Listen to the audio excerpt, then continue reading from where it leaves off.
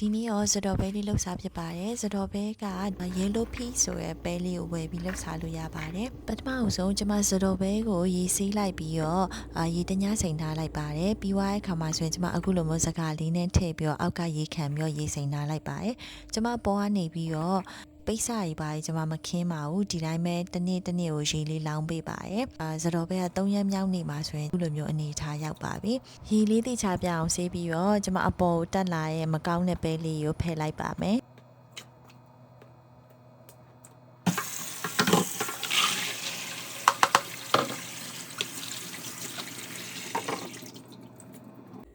ပြီးသွားရင်တော့ကျွန်မရေထဲမှာထညက်ထည့်ပါတယ်ကျွန်မတော့ဒါယိုဒီယာထညက်ပဲထည့်ထားတာပေါ့နော်ပြီးရင်ဘေကင်းဆိုဒါလေးနည်းနည်းထည့်တယ်ပြီးသွားရင်ကျွန်မအရသာမုတ်လေးထည့်မထည့်ချင်လည်းရပါတယ်စားထည့်တယ်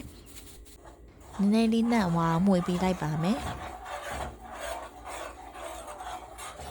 အိမ်မှာကိုယ်တိုင်လှုပ်စားဆိုတော့ကျွန်မနှမ်းစီလေးပါထည့်လိုက်ပါတယ်မွေမွေလေးဖြစ်အောင်လို့ပြီးသွားရင်တော့ပဲလေးပို့အီအောင်လို့ကျွန်မတန်လွင်စီလေးရောထည့်လိုက်ပါတယ်